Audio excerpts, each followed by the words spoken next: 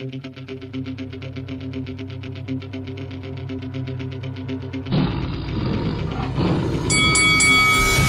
the Hitman Hatton, and you're watching Lights Out. This is Faisal for Lights Out, proudly sponsored by Spartans Law. And with me, I'm delighted to be joined by the WBO Cruiserweight Champion of the World, the gentleman, Mr. Chris Billam Smith. Chris, first time I'm speaking to you since you become World Champion. Firstly, how you doing? Yeah, very well, thanks mate. Yeah, all good. Yourself? I'm very well, thank you for asking. Chris, what's it like being a World Champion? Nothing's changed. I'm back in the gym.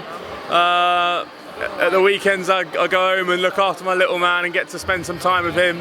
Not much has changed, mate. It's the same old, still a husband, still a dad, and still an athlete that needs to train and improve. So you get recognised a bit more, and that's about it. I mean, it was a phenomenal night for you that night in your hometown in Bournemouth. I mean, just describe that feeling, what it was like for you when you was announced as a new WBO Cruiserweight Champion of the World, and looking back on the night as well, what a huge success for the town of Bournemouth. Yeah, I mean, go and watch it back. I think that shows the feeling, you know, the emotion was just overriding emotion of like my whole life had just gone so quick up to that point, and then all of a sudden I'm world champion, and I did really well to stay calm and push everything to the back of my mind with the atmosphere, the occasion, everything. So then when I could let it all out, that's how it come out. And obviously, yeah, phenomenal night. The fans have been phenomenal since the Isaac Chamberlain fight, and if it wasn't for them, I wouldn't have got that opportunity to fight at the stadium. You know, they're the ones who buy the tickets and sell it out, and I'm very grateful to the fans. And yeah, just you know, long may it continue. It was arguably probably the greatest night of your career, and I'm pretty sure there's more big nights ahead. So now that you've become world champion, the million-dollar question is, what's next? I know you did an interview with TalkSport the other day. I haven't had a chance to watch it, so I do apologise. I will get to it. But yeah, what is next? I mean, a rematch with Okolie, or maybe unification, or maybe a mandatory defence. What is going on next with you, Chris? Yeah, I'm looking to get out end of November, maybe the beginning of December. But for me, it's very much I'm in training, looking towards that date. Don't know who yet, you know. I don't know where. I don't know when. It just it'll be around that time. So I'm going to be out before the end of the year. That's the main thing. And I'm just, you know, in the gym now, just trying to improve. I mean, you were the man that gave Lawrence his first defeat. I'm not too sure what the negotiations were in terms of rematch clauses. Was there a rematch clause put in, and has Lawrence taken that option to take the rematch with you? Yeah, he has. There was a rematch clause, and he activated it. So, you know, we're expecting it to be Lawrence at the moment. So it may change, you know, politics of boxing, etc. But that's kind of who I've been thinking about since the first fight got announced, because I knew there was a rematch clause when I signed the contract. So I thought, all right, for the rest of this year, it's going to be all eyes on Lawrence, basically. So that's where my head's at the moment. Given how well that you performed in that fight, I believe it was 4 knockdowns. You won the fight by a country mile. Are you confident that Lawrence would want to take that rematch straight away, or can you see him perhaps maybe taking a warm-up fight before taking a rematch? No, I think it's a shot at a world title. It's an immediate shot at a world title. And Lawrence he's got a champion mindset. You know, he wants to, you know, right the wrong as such in his head. So he's going to take the fight.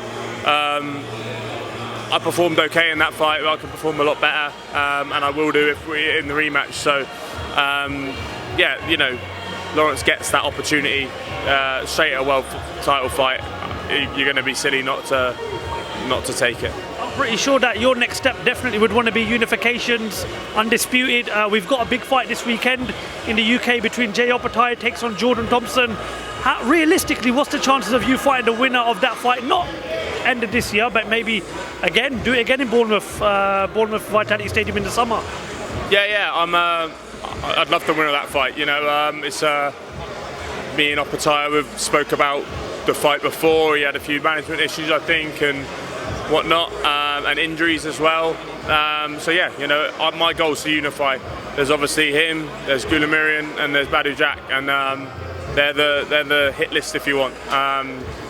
I just want the belt, so whoever's got them, that's who I want to fight. There's also another guy in the division, Richard Riakporhe, who you fought before, a very good fighter just like yourself. Is that something you may be open to, the rematch with Riakporhe?